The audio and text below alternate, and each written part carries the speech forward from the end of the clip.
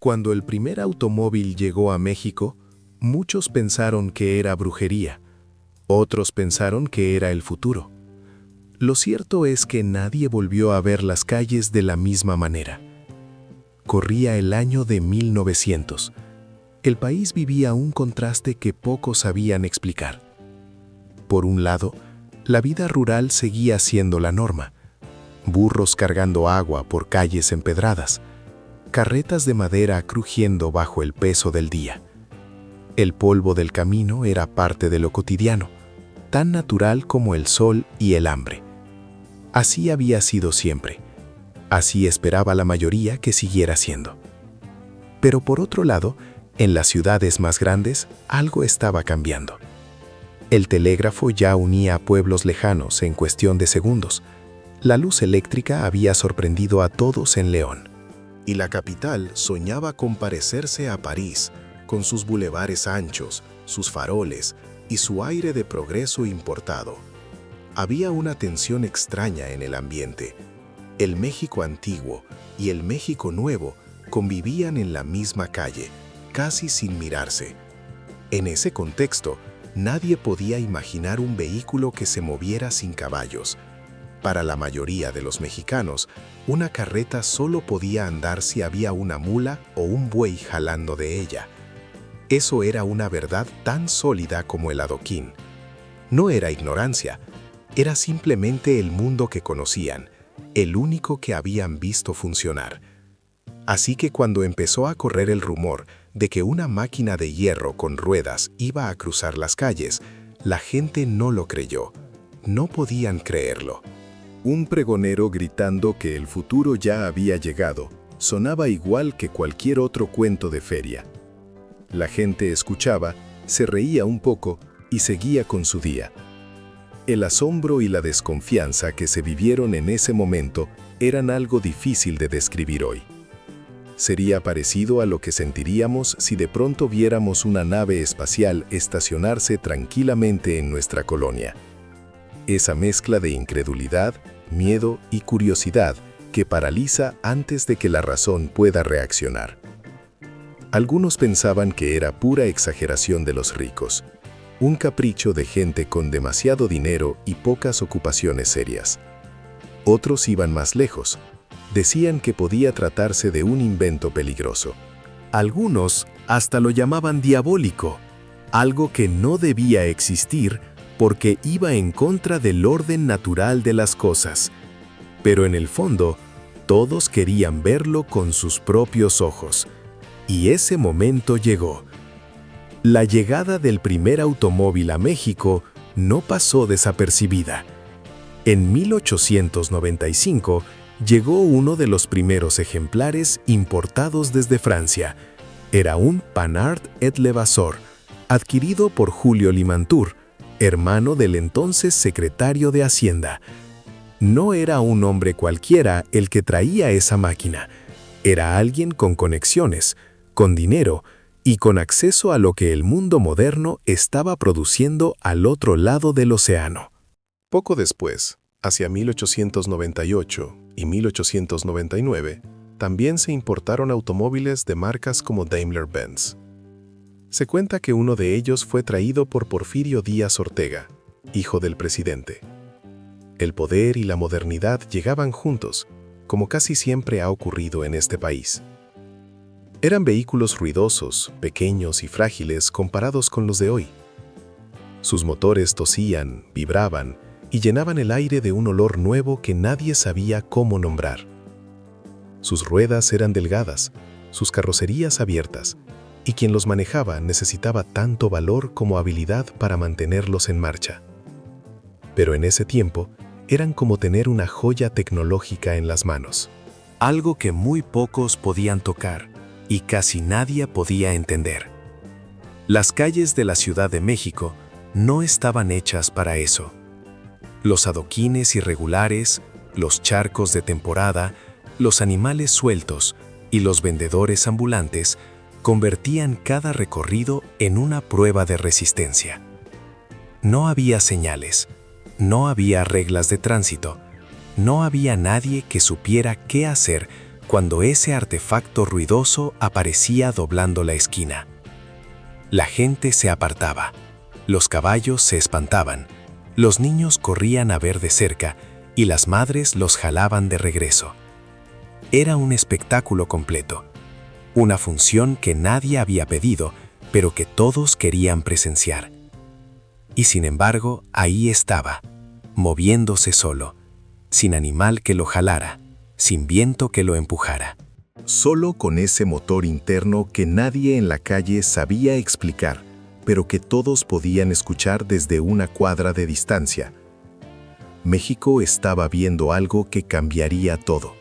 No de inmediato, no de forma ordenada, sino de esa manera lenta y desordenada en que los países reales cambian, a tropiezos, con dudas, con resistencia y con asombro mezclados en la misma mirada. Lo que vino después no fue sencillo, porque una cosa era ver pasar esa máquina por la calle, y otra muy distinta era entender lo que significaba para un país que todavía cargaba el agua en burro y alumbraba sus noches con velas. Verlo en movimiento era una experiencia completamente nueva. El sonido del motor llenaba la calle de una manera que nadie había escuchado antes. No era el trote de un caballo, ni el chirrido de una carreta. Era algo distinto, algo que venía de adentro de la máquina misma y que no se detenía ni se cansaba. El humo que salía del escape dejaba una estela extraña en el aire, y la manera en que ese artefacto avanzaba solo, sin animal que lo jalara, hacía que la gente lo rodeara con una mezcla de miedo y fascinación que era difícil de disimular. Algunos corrían detrás de él para comprobar si no había animales escondidos debajo. Era una reacción lógica para quien nunca había visto otra cosa. Si algo se mueve, algo lo mueve. Esa era la lógica del mundo que conocían.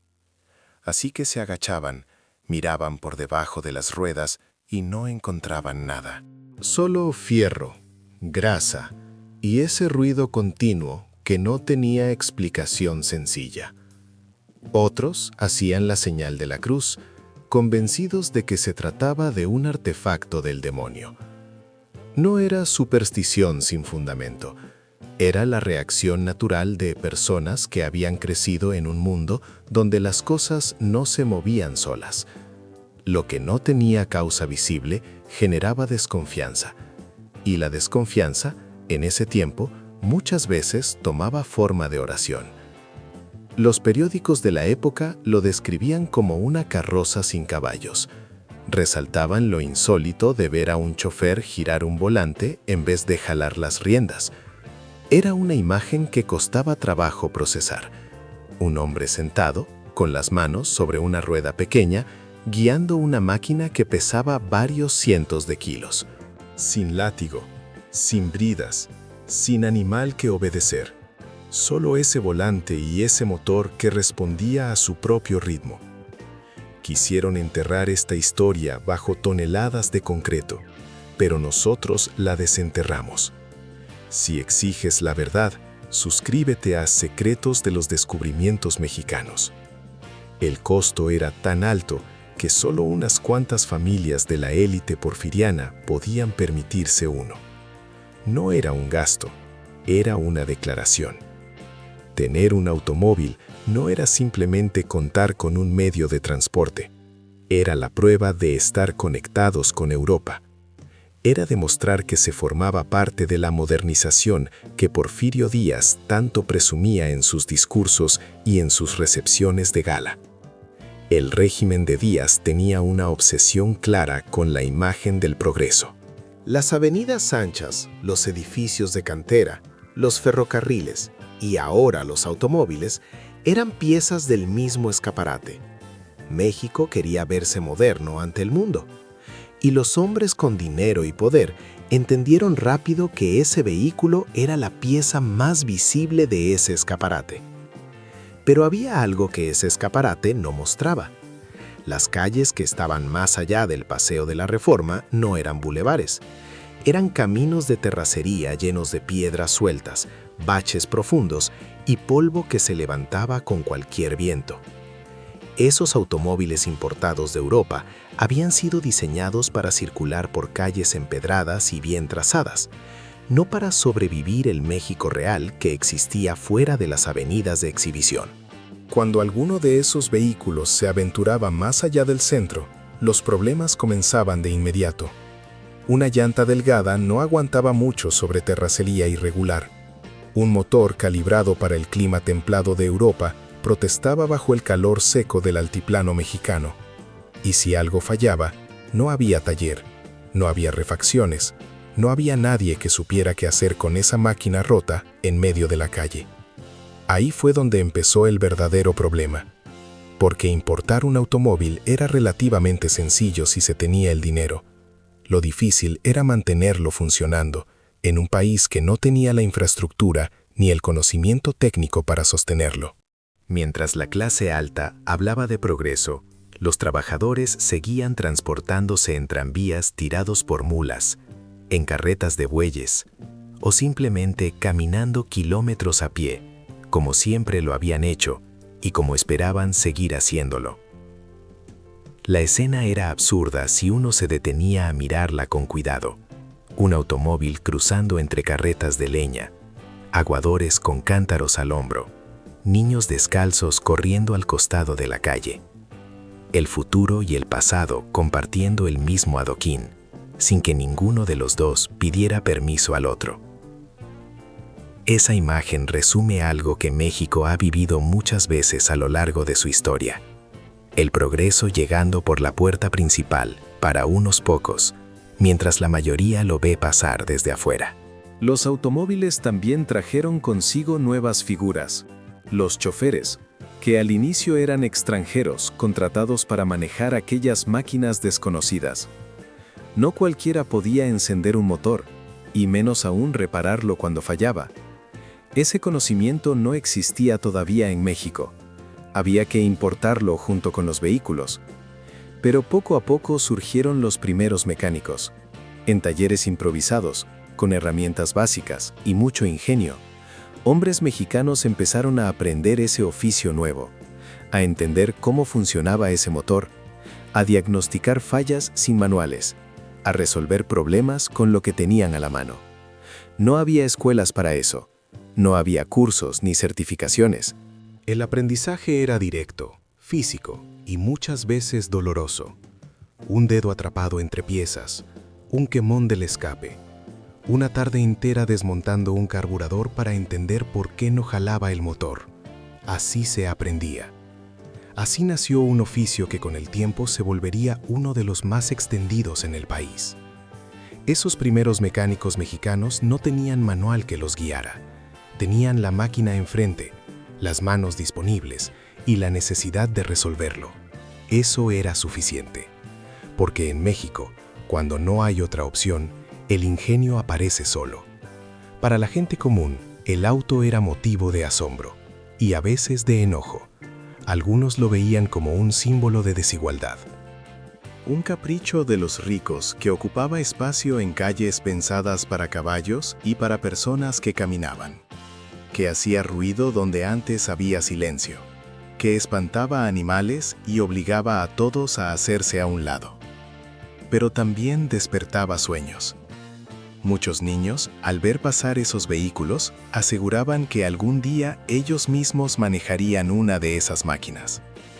No sabían cómo, no sabían cuándo, pero lo decían con una convicción que solo tienen los niños cuando algo los marca de verdad.